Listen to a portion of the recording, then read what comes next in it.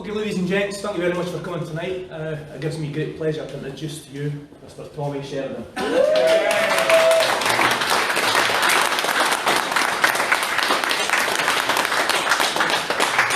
Thanks very much, Graham. Can I just thank Graham and Deb from Dundee who have invited me to come up tonight just to say a few words about where we are as far as the independence movement is concerned and the campaign is concerned, or at least from my point of view, speaking on behalf of Hope Over Fear, where we think we are and where we think we need to go.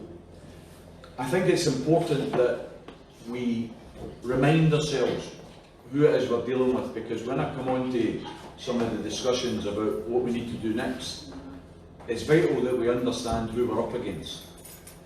The Children's Commissioner for England produced a report just 2 weeks ago called Bleak Housing, and it was a report that revealed there are 580,000 families in England that are homeless and 120,000 children who are destitute. This report revealed that many of those destitute children, homeless families, are being put up in metal containers that are used for trade in the shipping industry, have been converted into, I'm not going to call it a house, they've been converted into a place of shelter. Office blocks that are now disused, many of which don't have any of the safety standards that you expect when you build a new property.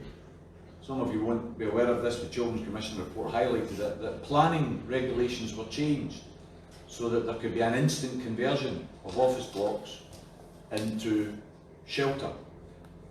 And the report found that children are being brought up in spaces that are no bigger than car parking spaces. So that in a country where we now have more millionaires and billionaires than ever in the United Kingdom's history, we've got children living in spaces that are no bigger than car parking spaces. We have to understand that that's the reality of England.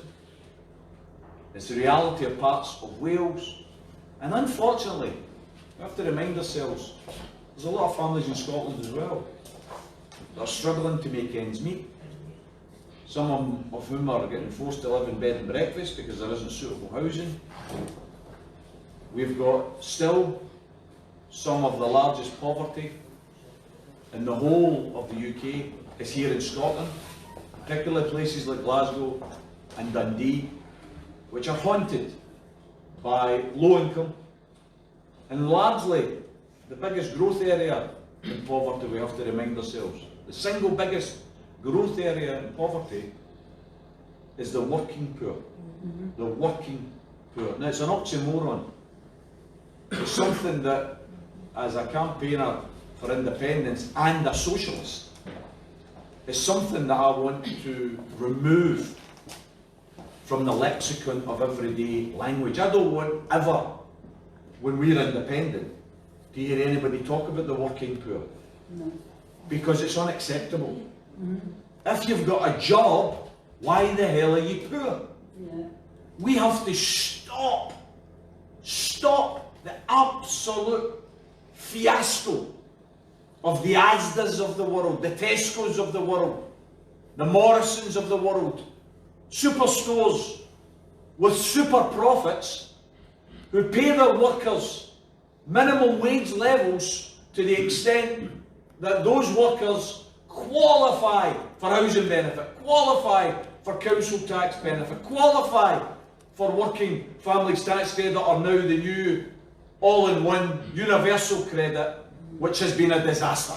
Yeah. Which has been nothing about improving income for the poor and everything about driving more and more people into destitution. The report that Dr. Philip Aston produced, Dr. Philip Aston is a rapporteur for the United Nations, specialises in poverty and reports 16 countries across the world. He was sent to England on behalf of the United Nations and has produced 2 reports. Go and read them. Dr. Philip Ashton, United Nations. You will read in those reports the reality of the cruel, the harsh, the punitive regimes that austerity has introduced, forcing people to go through the fit for work tests. They've actually been able academically to tell you that for every 10,000 people that have been subjected to the fit for work test, there have been 7 suicides. Academically, they now tell you that 120,000 people have died as a result of austerity, died prematurely. Some through suicide, others through malnutrition. Malnutrition! Can you believe it? Malnutrition! 21st century. Britain is supposed to be the 4th or 5th biggest economy on the planet. We've got people dying of malnutrition. We've got kids living in car park and spaces. We have got cancer victims on their deathbeds receiving letters that they are now fit for work. That's what we're talking about. The Tories are rancid and rotten to the core. Yeah. And the reason that it's important to begin with that is because we're going to be talking, as this meeting unfolds, we're going to be talking about things like tactics and what should be done next. And it's no use talking about all of that unless we understand the nature of the enemy that we're up against here. Because you see, these people don't give a damn for ordinary working class folk. Imagine it. The way the media has been portraying and promoting the likes of Nigel Farage, man of the people, merchant bloody banker all his life. He comes across as, oh, I'm anti-establishment, I'm anti the elites. He is the bloody elite. He's part of the elite. Boris Johnson, Jacob Rees-Mogg, come on! These people don't want to drain the swamp of privilege and pomp. They live in the swamp of privilege and pomp. They're part of the problem, not the solution. Don't allow this biased, billionaire-owned media to con you into thinking that these people are friends. As I made the point at the meeting in Dunfermline, when I was looking out from the stage and I saw one dog sniff the arse of another dog, I made the point that it is scientifically proven that that dog sniffing the arse of the other dog will find out more information doing that than you do if you're watching the BBC.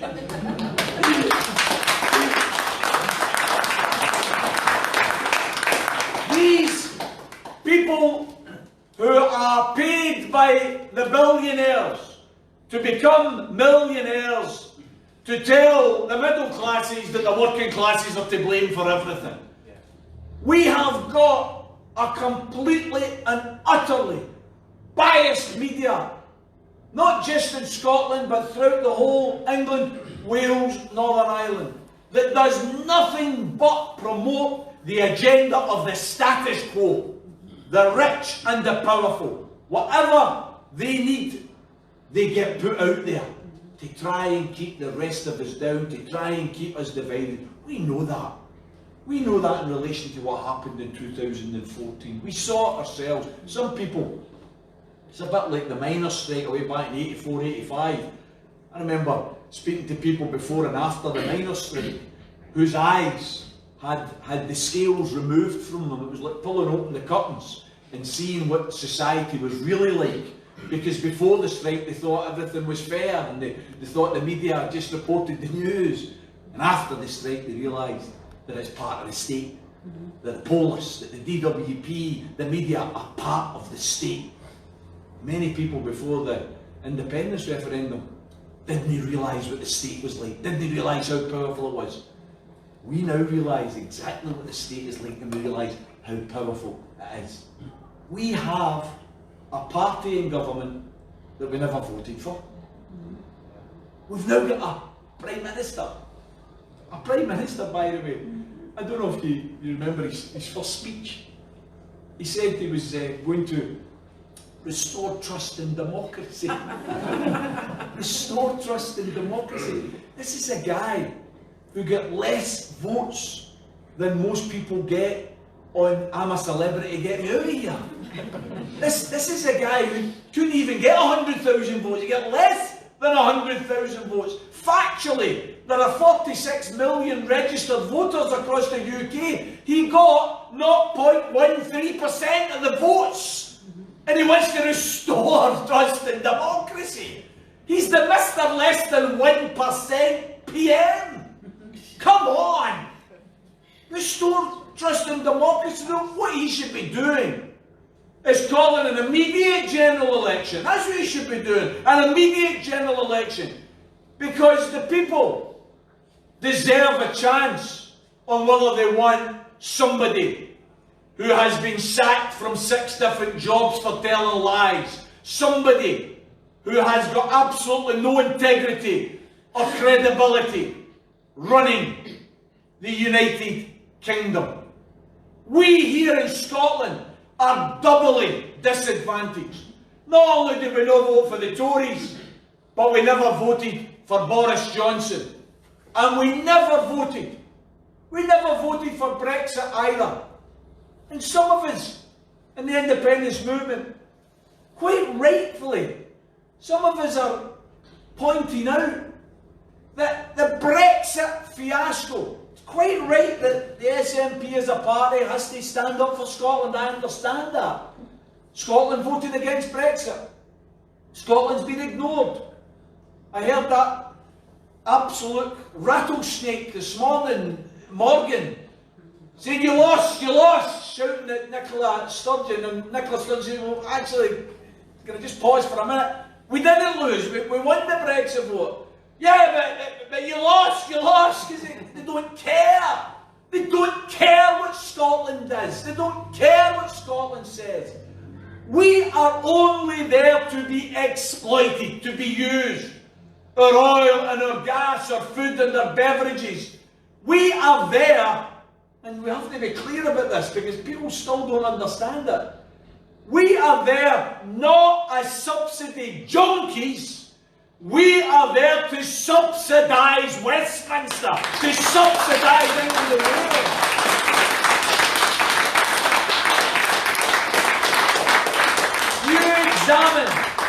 You examine all of the figures, all of the real figures, the figures that those with accountancy experience, with the ability to take away the garbage and show you that we send tens of billions of pounds more into the exchequer than we get back. Why do we do that? It's an abusive relationship that we're in. We're saying no, we don't want to be in that relationship any longer. SNP are saying, oh, we're trying to stop Brexit. And they're doing everything they can to stop Brexit. They're going to go into all sorts of alliances. They're going to go into all sorts of means. And I've got to say, look, can understand some of it, but there has to be a time when the SNP says, listen, England and Wales voted for Brexit. Whether we like it or not, England and Wales voted for Brexit. You can look at the figures and say, oh well, it was quite narrow, 52%, 48%. But they voted for it.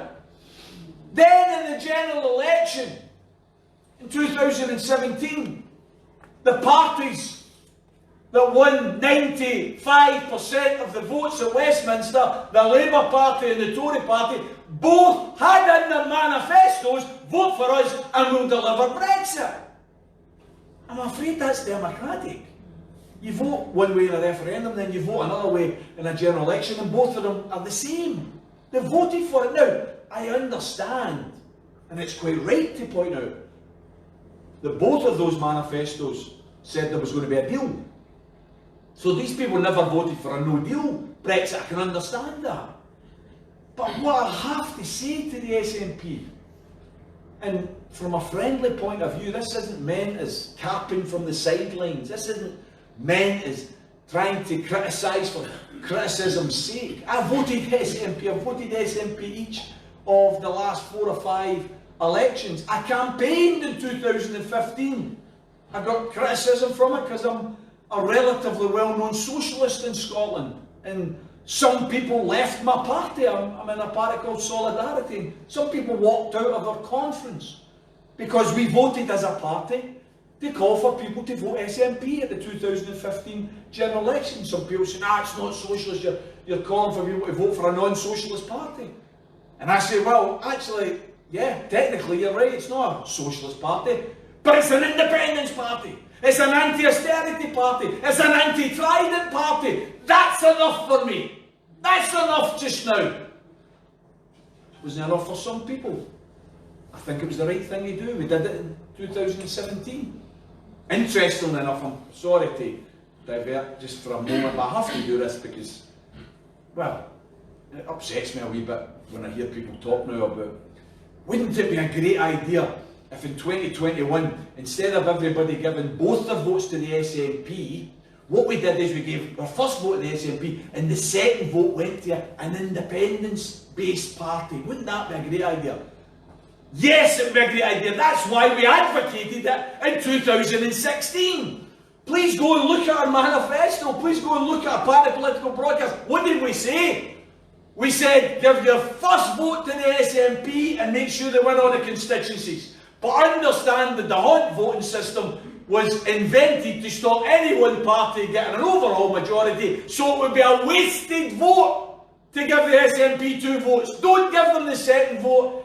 Give your second vote to one of the other independence parties. I never said give it to us. I never said that. I said give it to one of the other independence parties. Whether that be the Greens, whether it be Solidarity, whether it be Rise. There was 3 independence parties standing. That's what I said. That's what we said. We campaigned for it. And guess what? Some of the people who are now saying it's a good idea to give your second vote to an independence party rubbished us. They said, oh, that's terrible, you're going to split the vote and don't believe what they say. Almost 1 million votes for the SNP were wasted in 2016.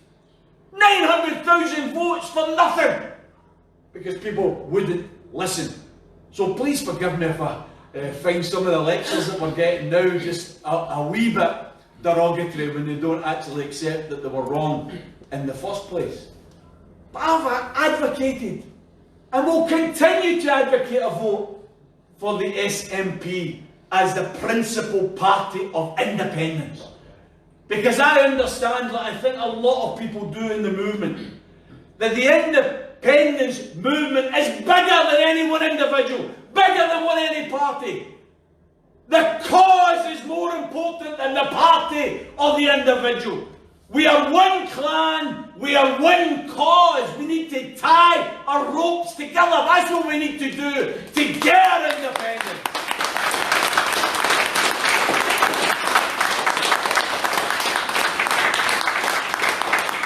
And if that means voting SNP as a means to an end, that's exactly what we do. That's exactly what we do. But the SNP has to, please understand here, that there is a movement out there that's bigger than you. And although you're in government, and although you're trying to do a good job, and although we'll support a lot of the measures you're taking, you have to understand that your budget is going to get squeezed and squeezed and squeezed.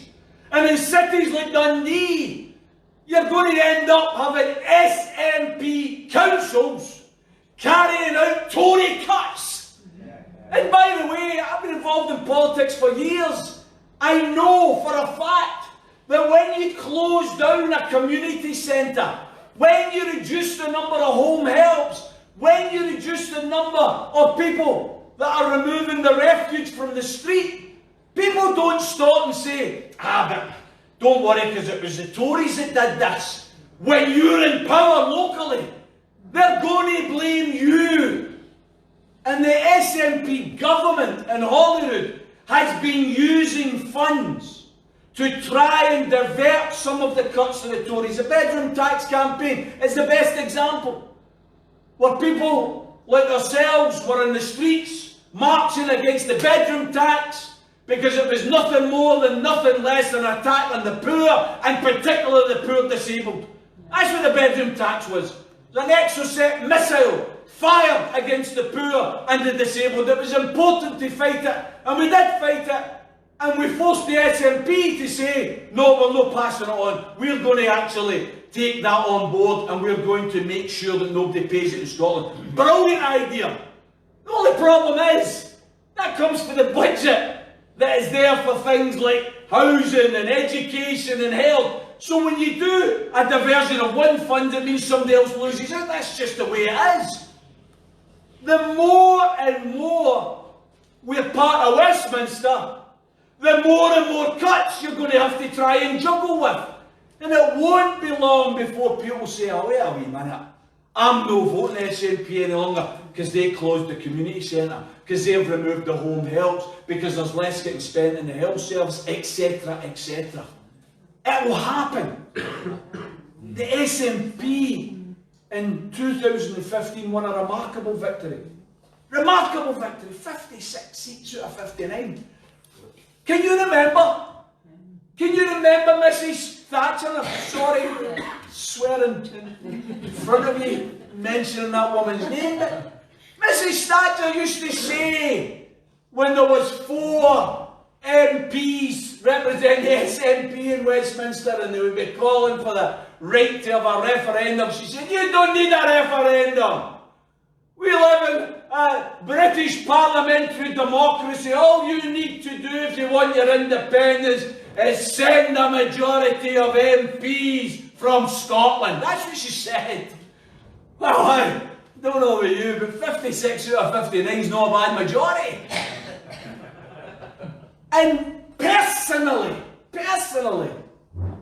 that was the time for the SNP to say, we're having no more of this.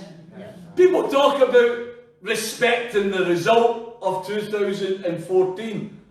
Well, some of the people who say we shouldn't respect the referendum result of 2016, the Brexit result, have you seen some of the excuses for the Lib Dems? Oh, it was based on lies. They cheated. They broke the law. Come on, what was 2014? It was a complete and utter agenda of lie after lie after lie. From shipyard jobs to civil service contracts to the pensions when they're going to be saved. And of course, the only way to stay in the European Union is to vote no. Lie after lie. We were completely and utterly lied to, and stories were distorted. I always remember one of the best, some of you might not remember this, but I remember one of the best. It was BBC News 24, and it was something about 11 o'clock during the day, and it was a report from the Deutsche Bank, and the report was, if Scotland votes for independence, there will be a new recession bigger than the depression of the 1930s. And I remember watching this and saying to myself, what a lot of shit! Come on! Surely people aren't going to buy this. And sure enough, it was in the bulletins and it became the first story. Now, it dropped by about 2 o'clock. But the point was, the damage was done. The seeds were laid. Oh, depression, oh, you can't even vote for independence, it's going to be a depression. Absolute garbage. But that was the BBC, the British biased corporation at its best.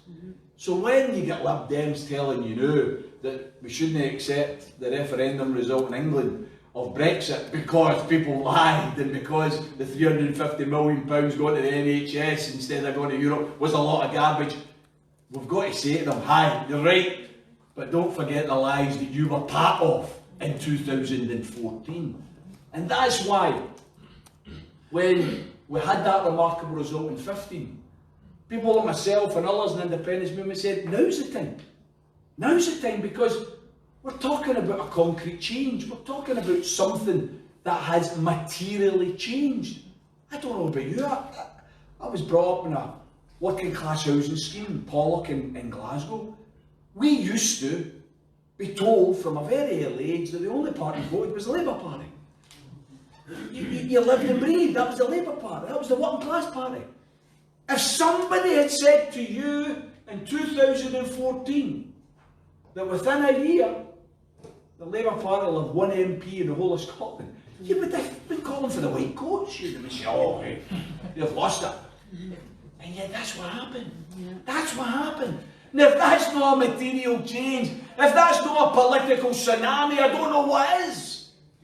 They should, in my opinion, have used that mandate to press the case for Indyref2. They should have used that mandate there and then. I think, I remember the slogan.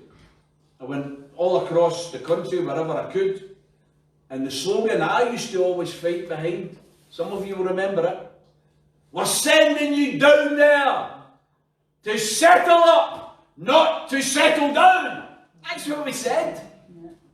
I'm afraid when I get messages from MPs who can't make demonstrations, can't speak at rallies, because the Chief Whip has suggested that if they speak at this rally, then they might not get on this select committee. I'm not naming names or nothing like that. But that's what's going on. Too much settling down, in my opinion. I couldn't give a damn about Westminster select committees. I want them to make the place unworkable, not workable. I don't want them to make it better. I want them to make it absolute chaos. The best thing the SNP have done in the last 3 years was when they walked to it. That's when we all applauded them.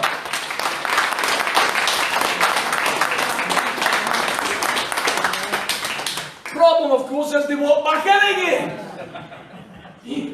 And it's from my point of view, brothers and sisters, that I believe the SNP have put too much effort, too much time into saving England from Brexit, and not enough time into saving Scotland from the British Union. We have had too little concentration on a mandate that was secured in 16, should have been dealt with before, but secured in 16, voted on early 17, renewed at the election in 2017, although there was a lesson there, wasn't there? There was a lesson. From 56 MPs to 35 MPs, still a majority, still a clear majority, but almost 500,000 fewer people voted SNP in 2017 than in 2015. So it's only a 2-year period. Just under 500,000 people didn't vote SNP this time, when they did in 15. Now, go and look at the figures for yourself if you don't believe me. They never voted for other parties. It wasn't as if they decided all of a sudden, oh actually, I know I voted SNP in 15, but I'm now a Tory, I'm going to vote Tory. Or I'm going to go back to the Labour Party. Because the Labour Party had a disaster in 17. What happened was, they didn't vote at all. Disillusionment set in. They didn't vote at all. And that's what I mean about the longer we stay part of Westminster. SNP's got to understand, the longer we stay part of Westminster, people like us in here, we're motivated to come to meetings, we're motivated to find out more about the movement, we're probably all involved in the movement at one stage or another. So we'll perhaps be insulated from who to blame for cuts and who to blame for what's going on. I'm afraid we have to understand, most people are that busy just getting on with their lives and trying to make ends meet.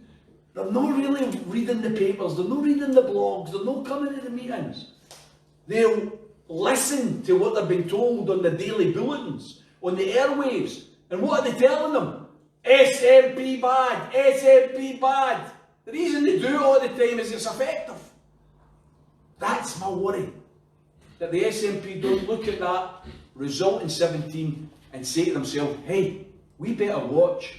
Stop trying to placate our enemies and start listening to our friends. Start trying to stick up for those who are on our side.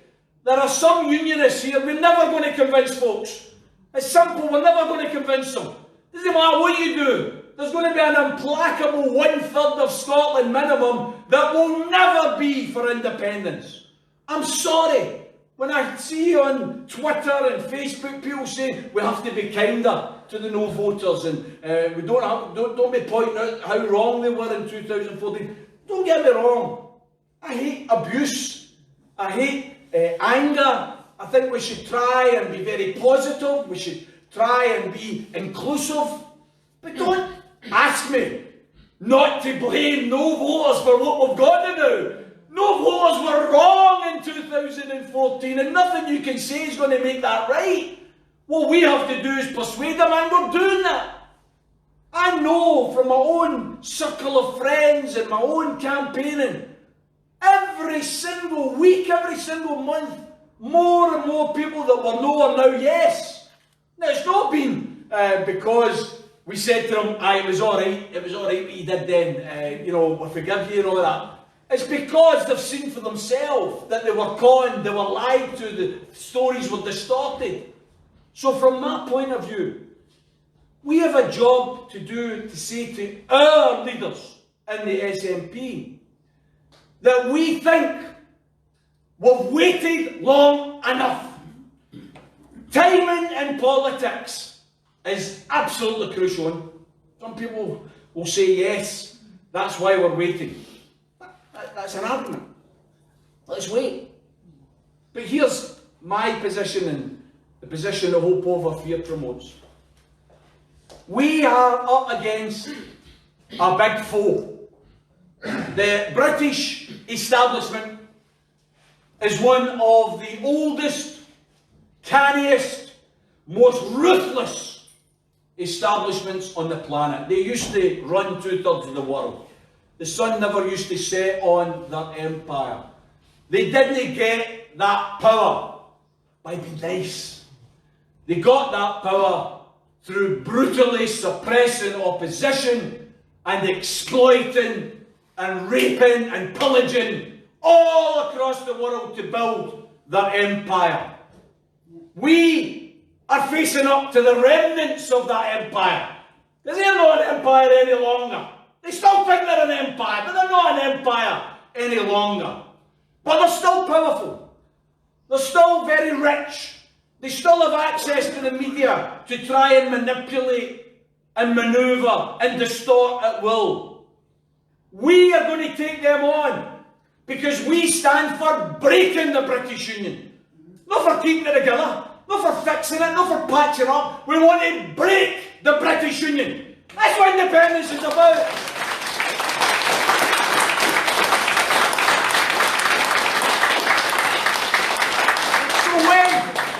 So when you're facing up to that foe, some of you in here might be former boxers or footballers or whatever sport you're involved in. I want to use a sporting analogy.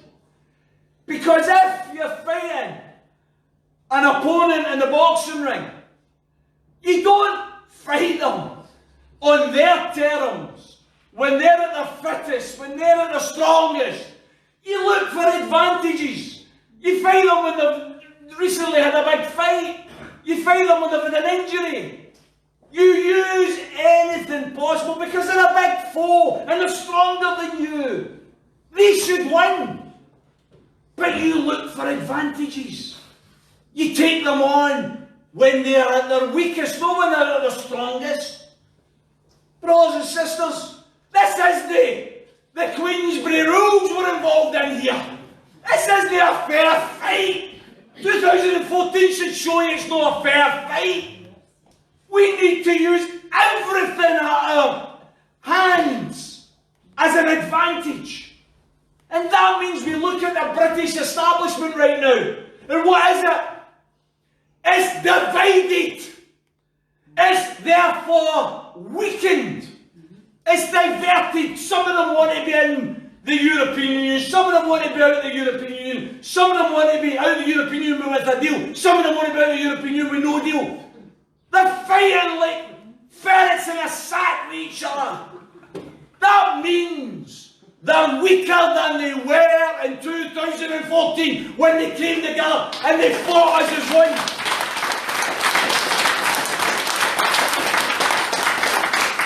Surely there are political strategists within the SNP somewhere who recognise that fact and conclude the best time to fight a referendum is now, when they're weak and they're divided.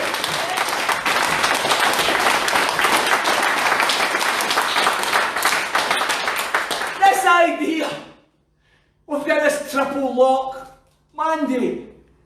Triple lock mandate. This idea that we're going to ask Westminster for permission for a Section 30 order. Come on here. Are we going to wake up and smell the coffee here? Section 30 order under David Cameron was agreed to because at the time independent support was 22%. That's why it was agreed to.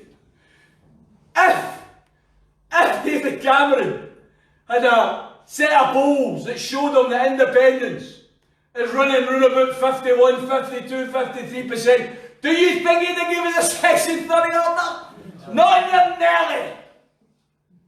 These are people who have prorogued Parliament. You know, alright, we're just going to shut Parliament down because yous might vote to stop us over a no deal. So what we're going to do is, because we want to restore British democracy and we want to bring power back to the British Parliament, so what we're going to do is we're going to close it down. Oh aye, right, is that democracy? These are people that are prepared to do that to get a no-deal Brexit through. And then yesterday you get that wee man of darkness, Mr. Gove. And he gets asked, you know, what if the Parliament passes the law that says that you have to rule out a no-deal Brexit? Oh, we'll need to wait and see, we might not accept it. He's just turned round and said they're not going to keep the law. They're not going to keep the law. But by the way, we're going to ask them for a Section 30 order, just to give us permission for our wee independence. Come on! They're not going to give us permission. Why are we asking for permission? We've got a mandate. It's democratically decided by our Parliament. We should be telling them we're having a referendum. Here's the date we're having a referendum.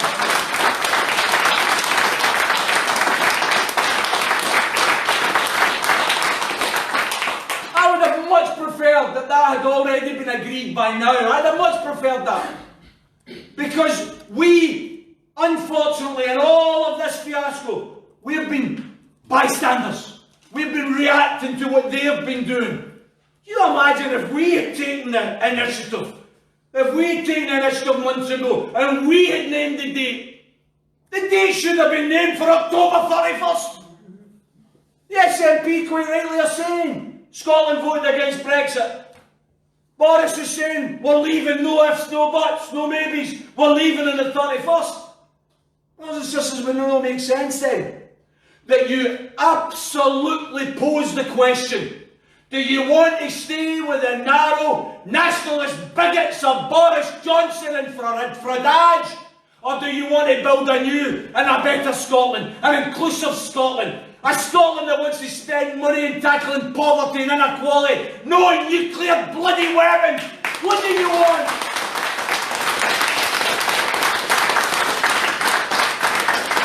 If we were to pose the question on that day, then you would focus everyone's attention in Scotland.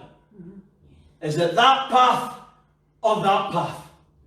And I think clearly now, the path would be the one that says we want a new journey. A journey that's clean, makes a break from that baggage of bigotry and scapegoating of anybody that's not like you. Let's blame the immigrants for poverty and low pay and NHS shortages. Why? Because we can't blame the rich and the powerful, because we're the rich and the powerful. Let's blame the immigrants because they're easy targets. Brothers and sisters, we live in a country that William McIlvanney, the great author, once described as a mongrel nation. A mongrel nation. We're made up of all cultures, of all races, of all nationalities. The only qualification for being a Scot is you want to come and live and work in Scotland. That's the only qualification for being a Scot.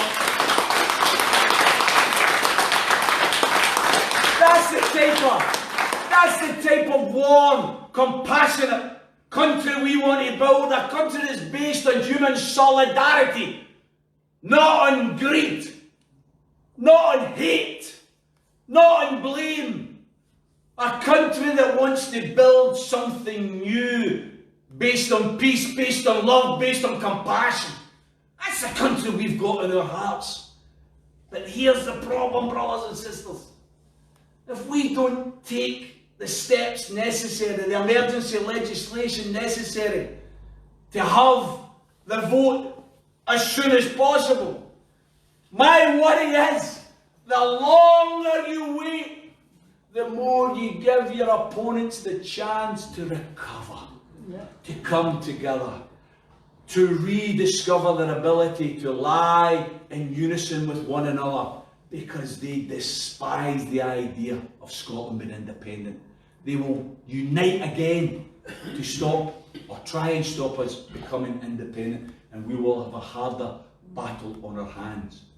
That's why I would finish, brothers and sisters, by arguing for two things. Either, if in the next couple of days it becomes clear, and it will become clearer, that there is going to be a no-deal Brexit. If in the next couple of days Parliament is not able to legislate against it, then that's what's going to happen. There's going to be the uncertainty, the chaos.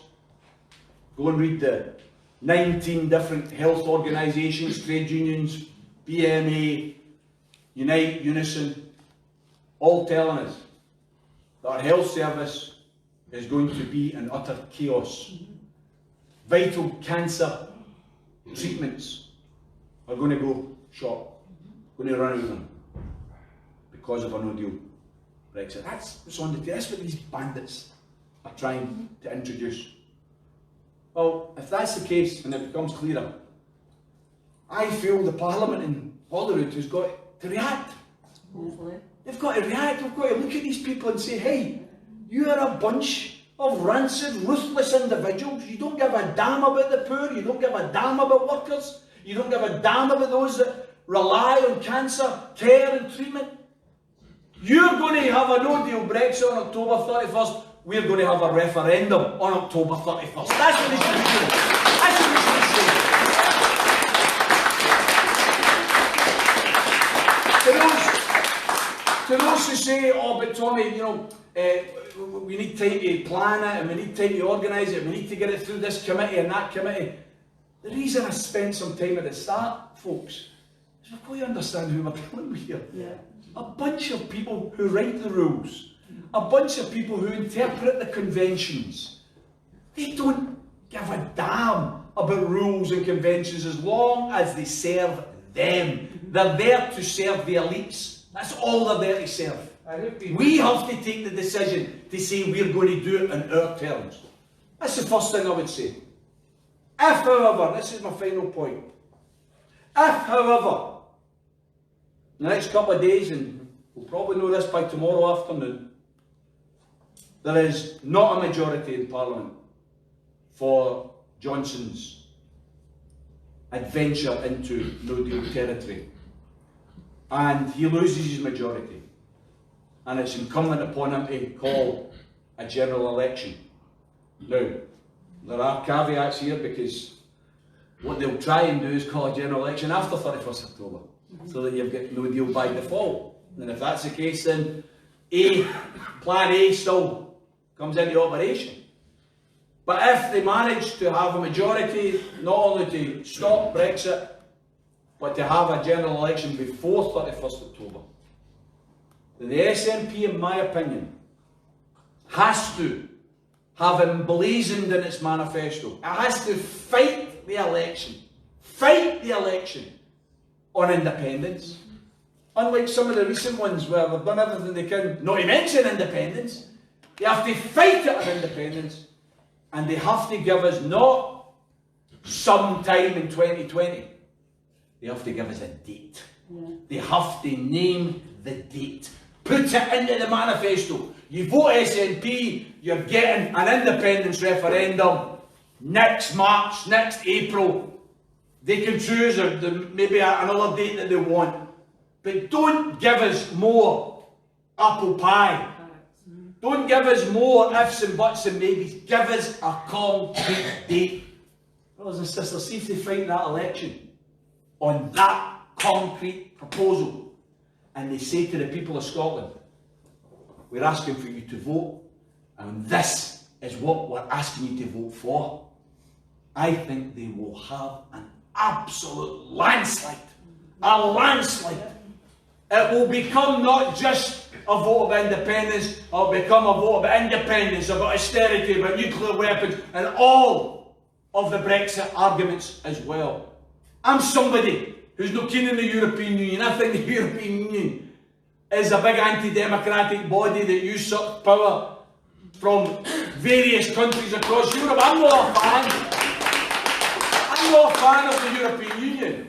But I'll tell you what I'm prepared to accept. I'm prepared to accept an independent Scotland in the European Union. Then we can have our own vote, we can have our own referendum. And I'll campaign for us to leave and to have a Norway-like relationship. That's what I'll campaign for. And do you know what? See if I lose. So what? As long as Scotland decides. As long as Scotland decides.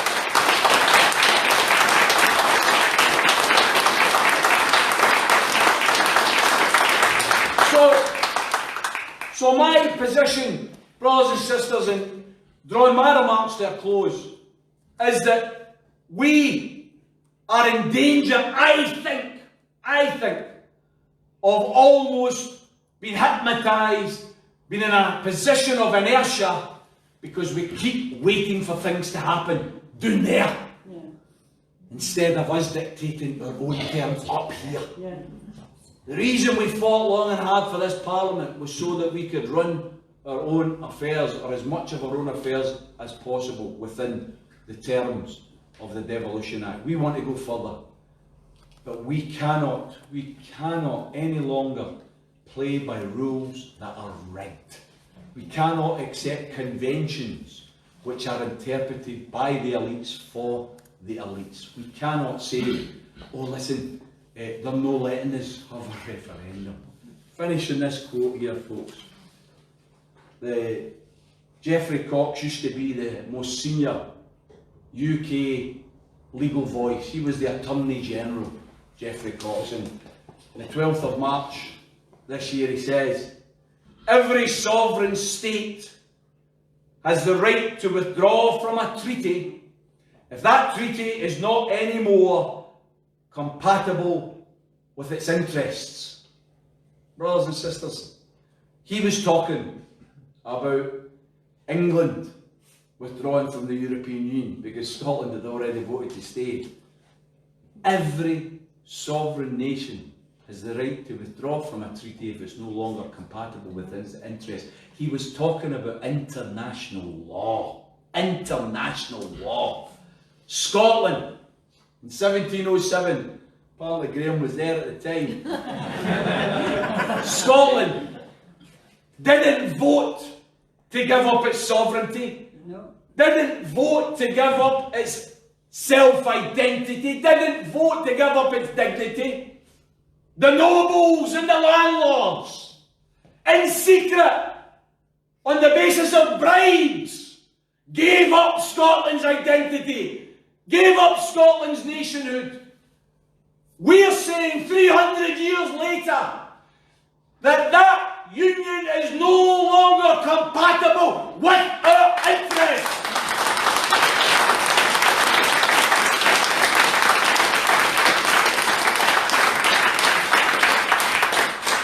We demand the right to withdraw, and Nicola and the SNP leaders, we appeal to you.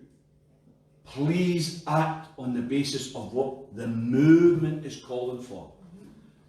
Don't be frightened or diverted by what our opponents are saying and what they're demanding. Listen to us, not to them. Thanks very much.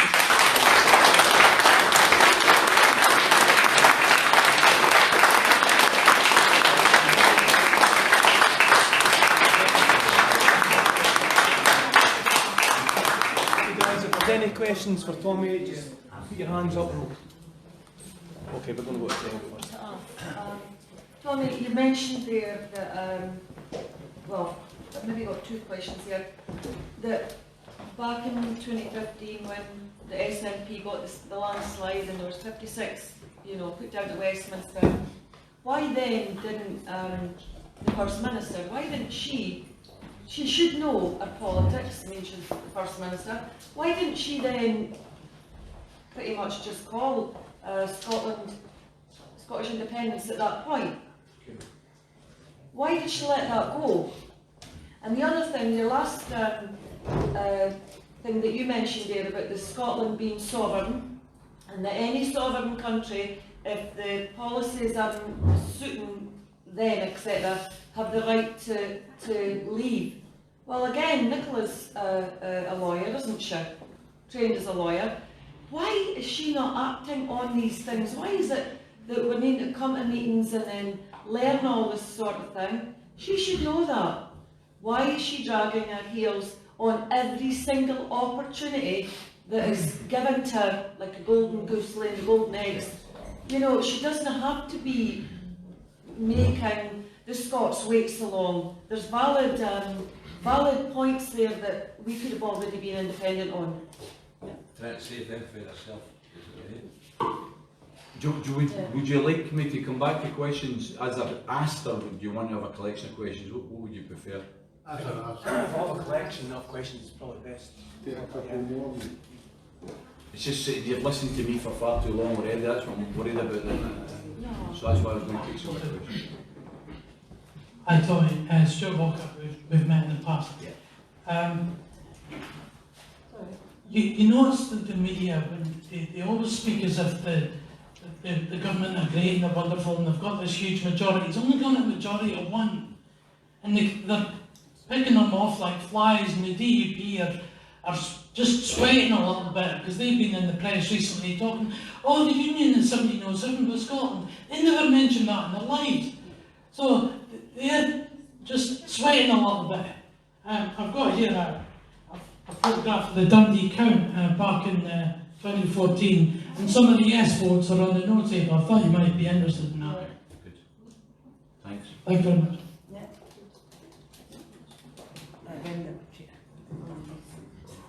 Hi Tommy, what I would like to ask you about is, you said that the British establishment is very divided at the moment, but what do you think is in place? There is the British establishment, but there are people who are having meetings like this on the other side. Now, we'll have to look to what happened in Govan on Friday night. Now that was planned. They invited people all from the North of England, from over in Northern Ireland, to come and confront people with violence. We've seen, you always get the boy, the Holocaust denier, turning up at all the Scottish independence marches. The unionists won't even admit that he is a Holocaust denier. And then you have the guy Dunbar, who's an ex-DNP and everything. So you've got all these thugs and racists and that, and you can see it as well. There's a kind of a global right-wing movement going, in India and Brazil and Trump. We can all laugh at Trump, but he is, he's a dangerous fascist, and he's appealing very much to the fascist language.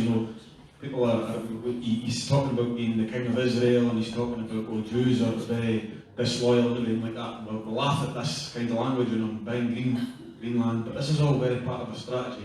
He's appealing to that sort of fascist base. And as we're seeing inequality in this country getting to levels which are absolutely unprecedented, even in the robber barons, democratic methods are no longer applying, and there's this kind of global disregard for rights, and it's worldwide. I think Boris Johnson is you raised on it, his Gove coming up with, we're going to ignore any votes in Parliament. So my question is, what do you think we should be doing other than just demonstrating and going to meetings? Do you think it's now time to say we're going to do extra things? And what I'm talking about is during when the Iraq War started, preventing the blockade at the Tay Bridge, we did those things. Do you not think it's time for direct action? Let's start direct action. Let's start blockade the roads, let's blockade the roads, let's say Westminster. If anybody wants to vote, we need to take direct action. And rather than just marching from A to B, we can go and do something. Non-violent. Gandhi defeated the British Empire when it was at its power. And the British Empire is no stronger than it was when Gandhi defeated them, and I think we can do the same. Yeah.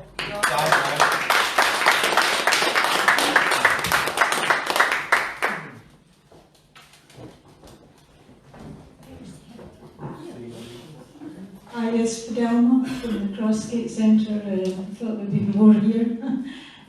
It was just to say on Thursday there's a demonstration outside Parliament, and I think we should all be there holding the government to account in Scotland. I know there's lots of demonstrations for against the shutting down of Westminster, but really we should be out demanding our government get independence for us instead of trying to save England from the Brexit that they voted for.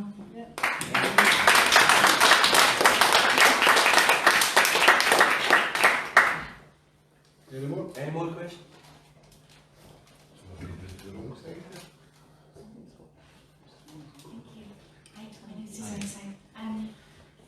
Obviously, when you're surrounded by people who share similar views, there's always the danger of creating a bit of an echo chamber.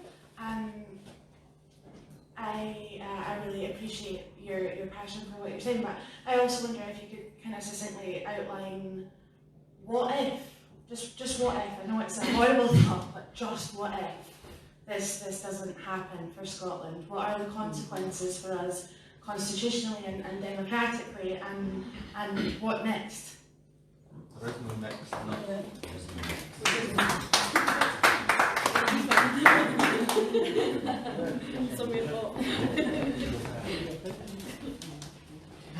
Right, Tom, I was just wondering, I see like the opposition, they have like all the media and everything behind them, like that. I mean, how can we counteract that? That's what I would like to know. We can.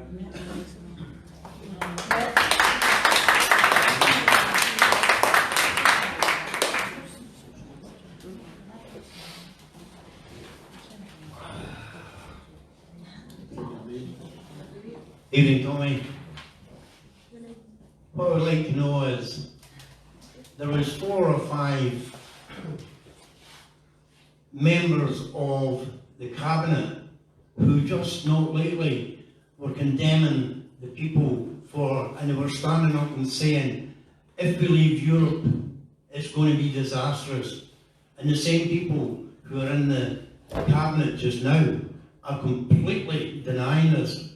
Why are we not attacking them on this instead of us listening to all this BBC propaganda? Surely somebody somewhere should call them to account just for the complete reversal of what we say. They're on video for saying it. It's not as if they can deny it, and yet they're getting away with it. What's your opinion on that?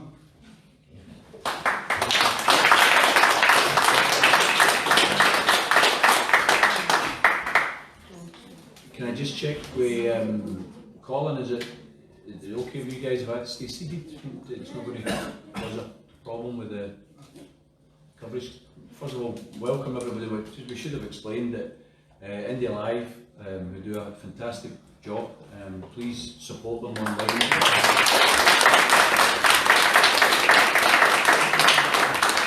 Indyref2 are been broadcasting the meeting, and we've also hope over fear broadcasting the meeting as well. So hopefully, although we have meetings of 50, 60 people. We've got to remember, we had one in Carluke recently, and I think there was about 70 or 80 people at that. But 71,000 people watched the video, so around 2,000 will see this video by Yeah. well, there you go, you know, so Can I just say, it is important to remember that although we're having a meeting among ourselves, our message is going wider. So always take a wee bit of heart from that. We're in this room ourselves, but we're not alone, because we've got the wonders of technology on our side. I'm going to try and go through the questions, folks, and I apologise if I don't cover all of them as adequately as you would like, but I'll try and answer them as best I can. Deb asked at the start about why in 2015, when the SNP had the remarkable result of 56 MPs elected out of 50. Now I've got to say, I did make a wee bit of a point about Solidarity was calling on everybody else who supported independence to stand down and to support the SNP. And if the Greens had done that in Dumfries, we wouldn't have had wee Cuddly. He would have got beat as well. It would have been 58. Sorry, it would have been 57 out of 59, because the Green vote was bigger than the Tory majority in that particular seat. So there is a lesson there about unity, that sometimes it's much more important to put your own party interests to the side for the purpose of promoting the cause. Because as I said earlier, and I'll keep repeating, the cause is bigger than an individual party's interest. So I just make that point. Then in relation to why the SNP didn't then declare for independence, I think it would have been important there, because what I think they should have done is they should have declared then that we're going to have another referendum, right? What I think would have been wrong, given that they didn't say in their manifesto, a vote for us is a vote for independence. We're going to effectively declare UDI. If they had done that and they won, brilliant. And I'm not against that as a tactic. If you know, if as long as you know what you're voting for, as long as it's absolutely clear in black and white, if the SNP decide at this snap election that they don't want to have a referendum in the future, that they want this to be the referendum, brilliant, I'll support that. I'll absolutely support that. There will be the argument that elections are bigger than just one issue. I think this issue is so big that it becomes the election. So I would certainly support that. But what I would say, Deb, is because they didn't do that in 2015, then I think it would have been wrong to then just declare independence. What I think they should have done is they should have said then in 2015, we now believe we have the right to call and name a date maybe for 16 or 17, which is what I think they should have done. Johnny, surely those voting back then for the SNP knew exactly what they were voting for. The SNP is the reason that they exist is for Scottish independence. Is that right? I would agree with you on that, and I wish that they had put it in their manifesto, but there are some people who suggest that some of the votes for SNP in 15 were a reaction against what the Labour Party did and what the Libs did by joining with the Tories in the Better Together campaign. So in other words, it wasn't just independence they were voting for, it was also to give them a kicking because they were appalled and ashamed at what they had done. Personally, my vote for SNP in 15 wasn't just for independence. It was for anti-austerity. I mean, the SNP had said, we're for independence, but by the way, we're going to pass more cuts than the Tories. I wouldn't have voted for them. I would have promoted a different party and I would have stood for independence and anti-austerity and anti-Trident. I mean, one of the arguments I had with my socialist comrades was precisely that point. If the SNP was a right-wing party and I was calling for people to vote for it, then condemn me because it's wrong. You shouldn't be voting for right-wing parties, even though they get one policy right. Recently, some people on the left advocated a vote for the Brexit party in England because they supported Brexit. But that party also stands for other reactionary things as well, and therefore you shouldn't be supporting that party. So from my point of view, Deb, I think they were wrong in not promoting a new referendum immediately on the basis of that remarkable result. But they were probably taken by surprise. They were probably taken by surprise. So I'm not so sure. I'm not so sure. I think the arithmetic shows that a small swing in a number of seats. I mean, opinion polls are opinion polls. We have to be careful. But they're all showing that the SNP could win more than 56. Well, that's kind of next what I time. mean. We already know that what we've got is a voting system up here which we're going to keep them out. The fact that they actually managed to get a win is astonishing, especially to that extent. Well, to be fair, the voting system for the Scottish Parliament is rigged like that. But the voting system for Westminster, although it's a poor voting system, because I think it's undemocratic, because first past the post to me is one of the most least democratic voting systems. But the fact that the SNP were able to win 56 was fantastic. But to win 35, I mean, you've got to remember, some people in here are SNP members. Your best number of MPs before 2015 was 6. 6! So you went from 6 to 56, and then you went to 35, and of course the media said, oh, the SNP lost the election. They lost the election. You know, what is half of 59? It's certainly not 35. 35 is more than half. They won the election. They didn't win it by as much, but they still won the bloody election. So, from my point of view, I think they were perhaps caught in the headlamps of their own success and never reacted quick enough. Stuart talked about the media, and there's been a couple of questions about the media, and Stuart's talking about some of the evidence which clearly existed of some tampering with votes. Whenever there's another referendum, we're going to have to make sure that the independence movement has monitors at every single count, and they've got badges on that allow them to go and actually point out things that you've shown, Stuart. Yes votes and no piles. That's just not acceptable. So from that point of view, we have to make sure that that doesn't happen again.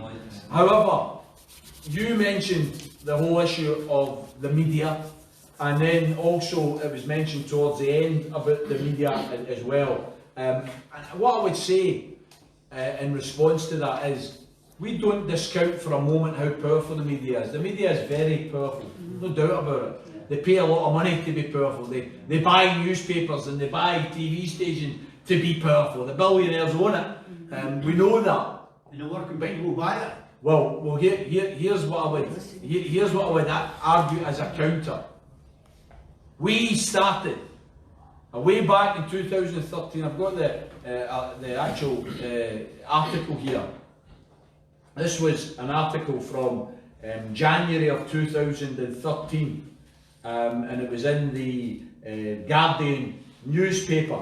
And the headline, if you can see it: "Support for Scottish independence slumps to lowest level since devolution."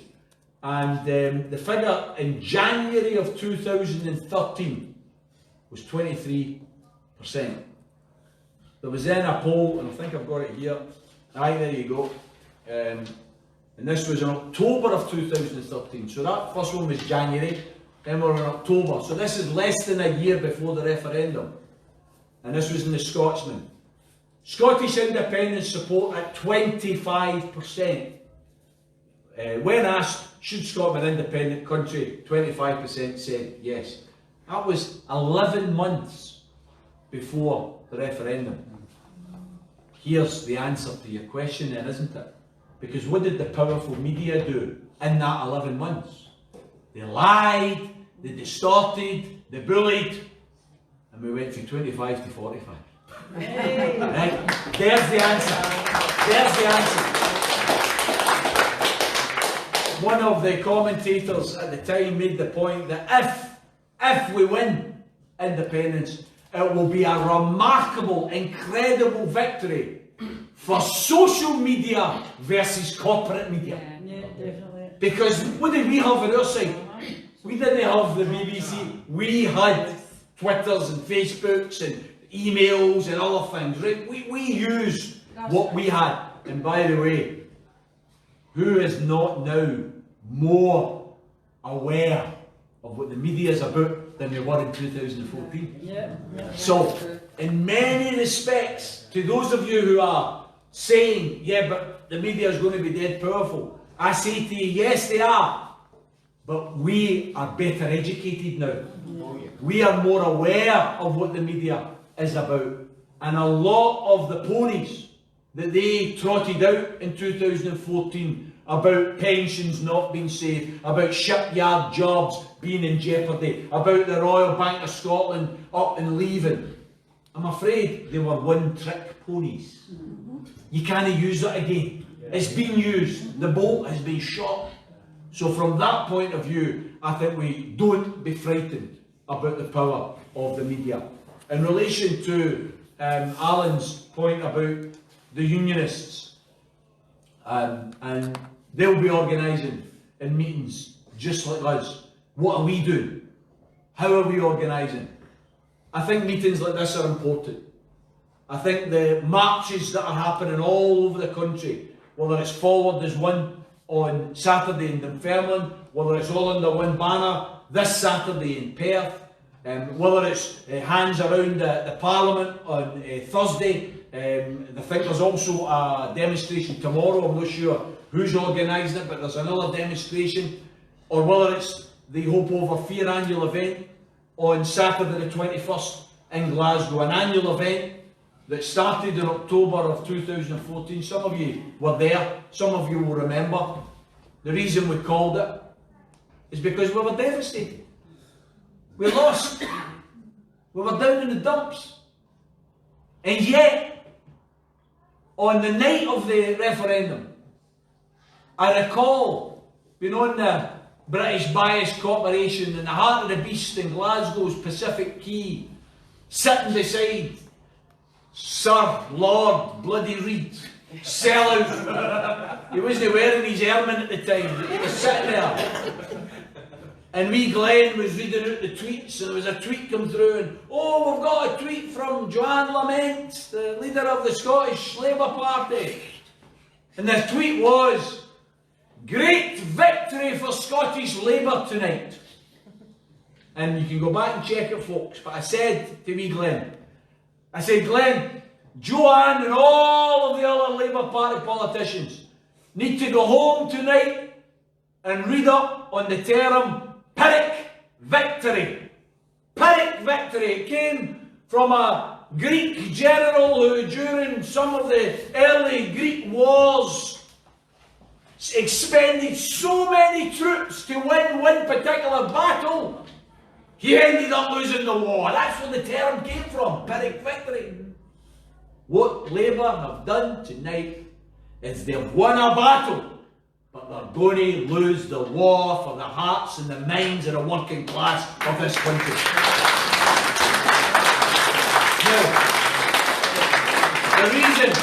the reason I was confident in saying that night is because Glasgow had voted yes. Dundee had voted yes, North Lanarkshire had voted yes, Dumbarton had voted yes, working class areas voted yes. The Labour Party was out of touch with its constituency of voters. And it's still out of touch with its constituency of voters. The Labour Party in Scotland will never recover until they embrace the constitutional question and stand for an independent socialist republic. That's what they should be standing for. They might recover their support if they had the courage to do that. But until they do that, there'll be also rands. There will be nothing in Scotland electorally. For goodness sakes, they registered something like 7% in the recent Euro election in this country. They're an absolute disaster. From my point of view, in relation to what we should be doing, the whole issue of civil disobedience, of course we should. Of course we should. Now, personally, I'd like the civil disobedience to be where it matters. Outside Westminster, I'd like to see our SNP MPs conduct a wee bit of civil disobedience. They're saying they want to shut down the Parliament. Take down your sleeping bags and occupy the Parliament and tell them loud and clear.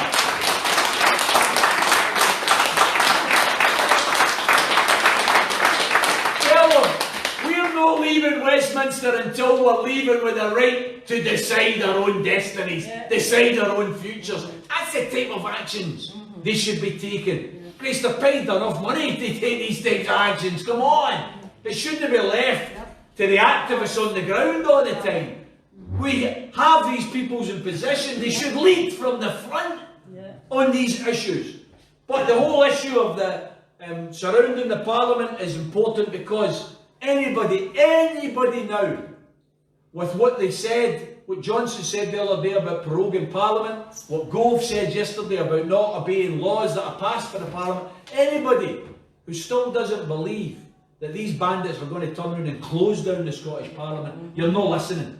You're just not listening. You're not paying attention. They will do anything and everything to get their way. Democracy to them is a means to an end. It's not a principle. It's not something that they defend to their dying breath. It's simply a way of them maintaining their power and their privilege. And if democracy doesn't do that any longer, they'll abolish democracy. That's what they're doing on a mini scale if you think about it in Parliament. Democracy, oh, it's not working, oh well, let's get rid of that. That's what they're doing. So, civil disobedience for me, I think, is important. It should be organised. Sometimes it has to be organised clandestinely, or it doesn't work because you can't warn the authorities that you're doing things. But anybody that's involved in civil disobedience, 100% support. The anti-poll tax campaign, we've not got time to go into it, it's too late, it was supposed to be finishing at 8:30. But the anti-poll tax campaign, I was a veteran of the anti-poll tax campaign, and that's what it was. It was civil disobedience. It wasn't just civil disobedience of mass non-payment, that was the biggie.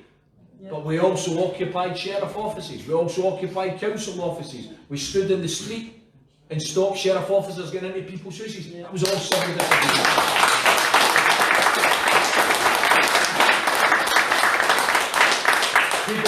People will say, oh, but some people were arrested, some people were jailed. So what?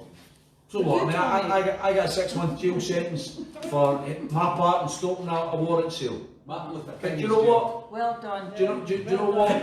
So was We stopped that warrant sale. So was Mandela. We stopped that warrant sale. And when they sent me to jail for stopping a warrant sale, within years I was sent to Parliament to legislate to get rid of warrant sale. So there you go.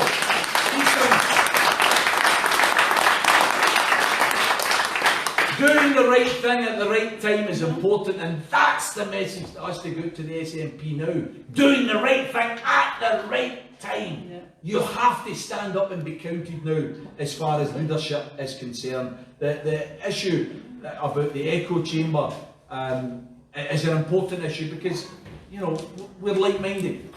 We're like-minded, and sometimes we surround ourselves with like-minded people. We feel more comfortable. But we're all in workplaces, with communities, we're going to shopping, we're going to football matches, we're coming across people all the time, and I defy anybody to deny the fact that the no vote has crumbled. The no vote has crumbled. The soft knowers, the ones who were worried about the pensions, the ones who were worried about currency, the ones who were worried about instability, they're now looking at what's happened and saying, Jesus, if only I'd known. If only I'd known. Now, there's others, I've said already, there's at least a third of Scotland. You know, they're going to wave their Union Jack, whether, you know, come rain or shine, that's up to them. In years to come, we're going to have to persuade them, and we're going to have to work with them and all the rest of it. But they're an irrelevance now. They're an irrelevance. They are a minority, and they know it. The Unionists know they're a minority. That's why they're doing what they can to stop the next referendum, because they know they're a minority, folks. So from my point of view, we have got, in this next few days, it's not even weeks any longer, it's days, please use your sources of social media. If you're in the SNP, please contact your local councillor, your local MP, your local MSP, and please say to them, what are you doing? What are you doing because now is the time. Tommy, Westminster is broken. It's broken. It can't be fixed. Don't try and fix it. SNP, please stop trying to fix something that's broken. You're not there to fix it. You're there to break it. Please.